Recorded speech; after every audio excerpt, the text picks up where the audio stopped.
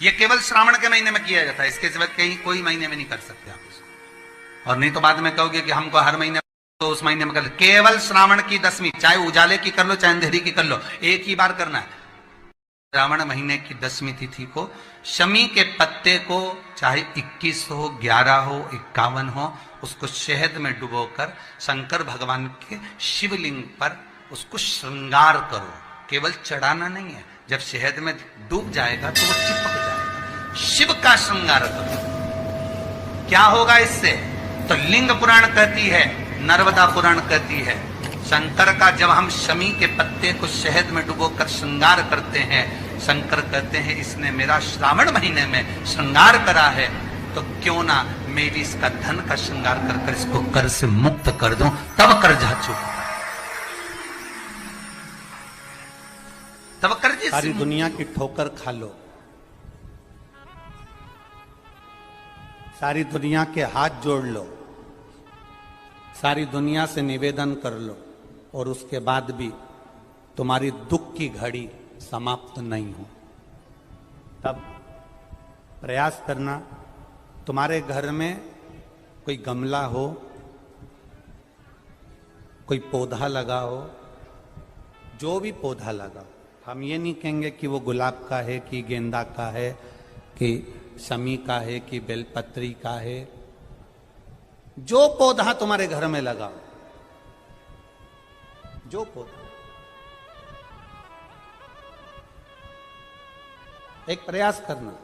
अभी सावन चालू हुआ है,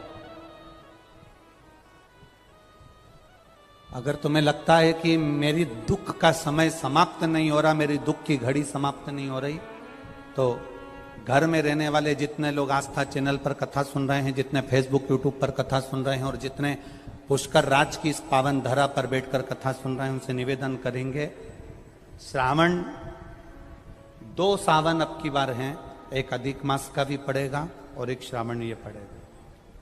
ये जब 2 श्रावण पड़ते हैं तो इसमें हरि और हर का मिलन होता है, हरि और हर का मिलन, क्योंकि अधिक मास जो है वो भगवान पुरुषोत्तम का है, भगवान विष्णु का, और सावन के मध्य में अगर पड़ रहा है तो देवाधिदेव महादेव के साथ भगवान हरि का मिलन हुआ है, इसलिए इसको हरिहर श्रावण कहते हैं।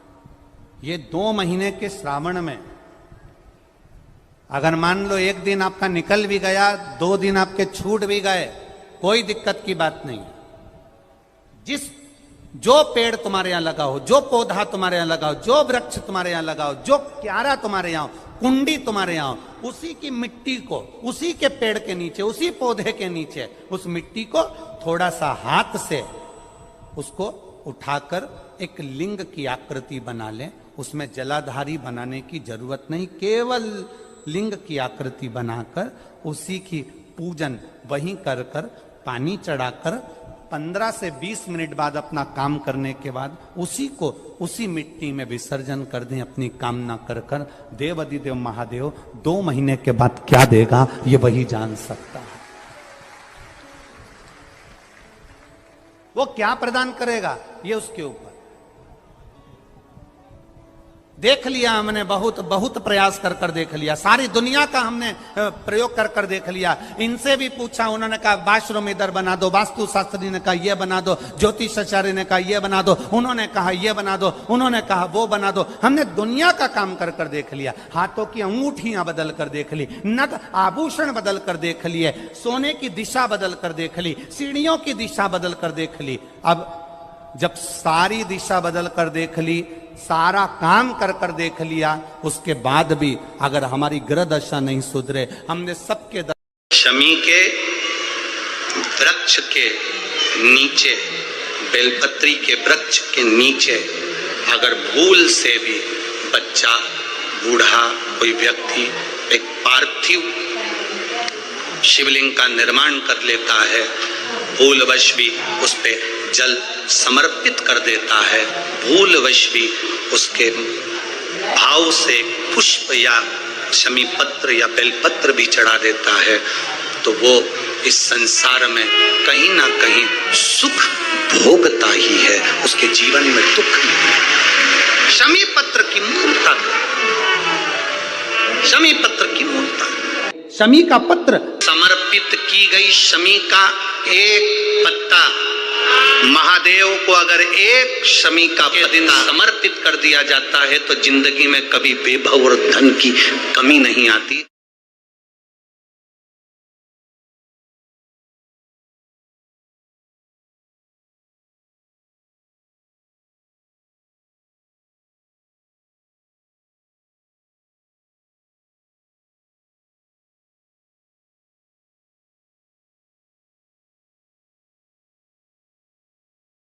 शमी के पेड़ के नीचे हम क्या कर कर जाएं कि हमारी कामना सिद्ध हो जाए, या बेलपत्री के पेड़ के नीचे हम क्या कर कर जाएं कि हमारी कामना सिद्ध हो जाए। तो शिव महापुराण में और गणेश पुराण के अंदर एक बहुत सुंदर प्रसंग है। गणेश पुराण में जैसे दुर्गा का प्रसंग कहा गया, तो गणेश पुराण में शमी के जो पत्ते का वर्णन करा गया, तो उसमें स्पष्ट कहा गणेश पुराण में कि यदि एक लोटा पानी, एक कलश जल, उसमें चंदन घोलकर अक्षत के 5 दाने और पीपल के 2 पत्ते उसमें डालकर शमी के पेड़ के ऊपर उस जल को समर्पित कर कर आप अपनी कामना बोलकर जिस कार्य के लिए जाते हैं वो कार्य मात्र 3 दिन में सफल हो जाता है। मात्र 3 दिन लगते हैं। भारत में वर्णन आता है और महाभारत के अंतर्गत जब पांडवों को वानप्रस्थ दिया गया, तब पांडवों ने भगवान से पूछा कि हम हमारे शस्त्र को, हमारे औजारों को, हमारे अस्त्र शस्त्र को कहाँ रखें। तब भगवान कृष्ण ने शमी का पेड़ बता दिया। शमी के वृक्ष के नीचे पांडवों ने अपने अस्त्र शस्त्र उस शमी के पेड़ के नीचे गाड़ दिए।